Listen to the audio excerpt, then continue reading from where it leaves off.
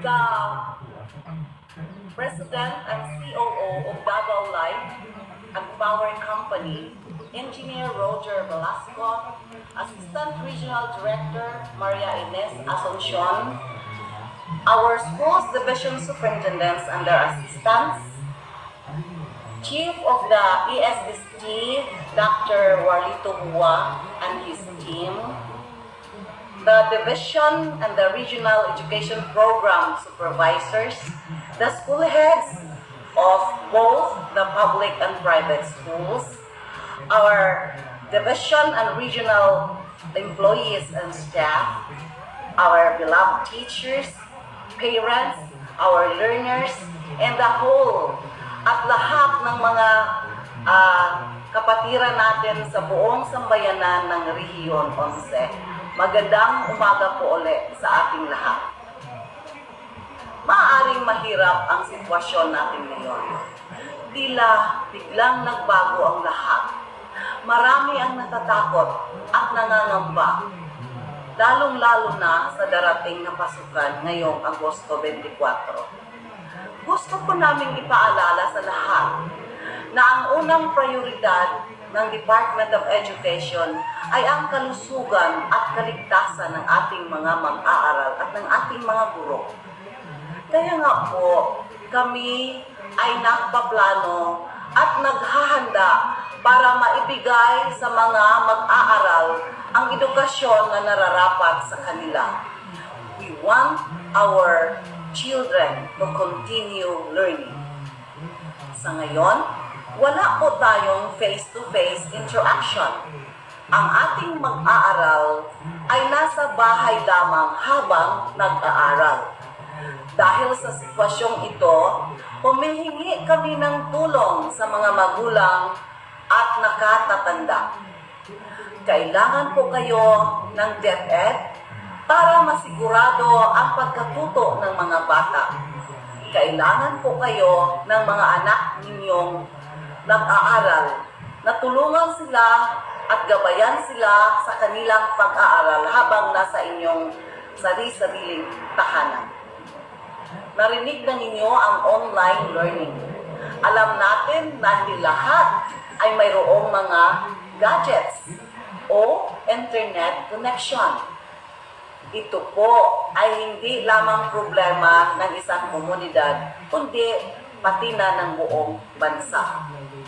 Pero hindi nangangahulugan na wala ng ibang pagpipilian tayo. Kaya nga, mayroon tayong tinatawag na Learning Continuity Plan upang matutugunan ang pagbibigay ng edukasyon sa iba't ibang paraan.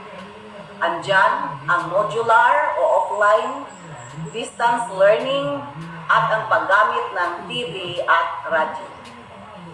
Nananawagan kami, lalong-lalo na sa ating mga magigiting na mga partners, na laging handa na sumusuporta sa Department of Education, lalong-lalo na dito sa Rehiyon 11. Mula pa noon hanggang ngayon, sana po ay patuloy ang inyong pagsusuporta sa amin sa pagbibigay ng mga pangangailangan ng ating mga kabataan sa paaralan. Hindi na po yung noon na yung pagbibigay ng mga pintura, ng mga learning materials na papel, ballpen, lapis, kundi po, iba na po. Ito po ay katulad ng mga hand washing facilities, mga disinfectants, mga face masks, at kung meron pa kayong maibibigay para sa gadget o kaya sa reproduction of learning materials. Sa ating mga mag-aaral, huwag kayong mawala ng interes sa pag-aaral. Kung ang ibig sabihin ng new normal ay ang pagpamananatili sa bahay habang nag-aaral, gawin natin ito. Lagi nating isipin na ang lahat ng mga ginagawa natin at paghahanda sa ngayon ay upang mabigyan kayong lahat ng magandang kinabukasan. Sa ating mga guro, napakalaki po ang ating gawing adjustments. We need more of your patience. We need you more to be creative and innovative. Sa ating ating mga school heads, katulad ng mga guro, kailangan rin natin ang pasensya at pag-unawa sa panahong ito. Let us inspire our teachers to face all these challenges and difficulties with open minds and hearts. Ngayon din natin kailangan ang tibay ng inyong pamumuno. Sa ating mga supervisors, gabayan natin ang ating mga guro. Let us not stop thinking of options for our learners. At lalong-lalo na sa ating mga schools division superintendents, ilang beses nyo na po napatunayan ang kahalagahan ng pagbibigay ng tamang desisyon. I challenge all our leaders to create and innovate to make Brigada Eskwela and Oplan Balik Eskwela more effective and exciting in spite of this pandemic. Sa unang 3 araw pa lamang ng enrollment, nakapagtala na tayo sa pampublikong paaralan ng mahigit at halos aabot sa 200,000 enrollees. Inaasahan namin na magpapa-enroll pa ang lahat ng mga mag-aaral sa buong Rehiyon 11 sa darating na mga araw dahil hanggang katapusan lang ng buwan ng Hunyo ang ating enrollment. Mga kaigsuunan, lisod man ang akong kahimtang pero dili kita palupi. Karon nato kinahanglan ang kalig-on sa atong mga tagsa-tagsa kakaugalingon ug klaro nga panghuna-huna. Magkahiusa kita, magtinabangay kita, ug di gyud nato kalimtan nga taliwala sa atong mga paningkamot ang atong mahal nga Ginoo ug labaw nga makagagahom sa kanunay anaa nagauban ka nato ug nagagiya ka nato. Tara na, mag-Brigada Eskwela na.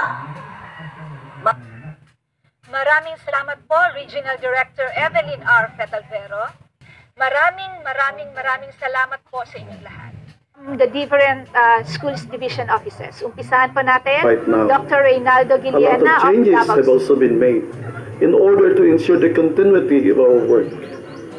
Although this has brought fear and uncertainty in our future, who couldn't discount the fact that this also brought to life the spirit of bayanihan in our country. We, in the Department of Education, Davao City, is ready to face this new challenge. We are ready to try to ensure the continuous learning of our students and productivity of our teachers. Our 2020 Brigada Eskwela with the theme, Pagpapanatili ng Bayanihan, tungo sa kalidad na edukasyon para sa kabataan, and Oplan Balik Eskwela with the slogan Bayanihan sa Paaralan, will aim to bridge the gap as we face the challenges of the new normal. Duyog sa among dedikado o dinamikong empleyado sa division, mga lideres sa mga eskwelahan o mga magtutudlo, magtinabangay kami aron mapadayon ang pag-implementar sa Learning Continuity Plan. Ingon man, pakusgan namo ang pakigtambayayon sa mga nagkadaiyang stakeholders aron mapalig-on ang among mga pamaagi ug mga tinguha. Sa tanan niini, ako nagtuo nga pinaagi sa espiritu sa bayanihan kita magmadaugon. Daghang salamat kanatong tanan.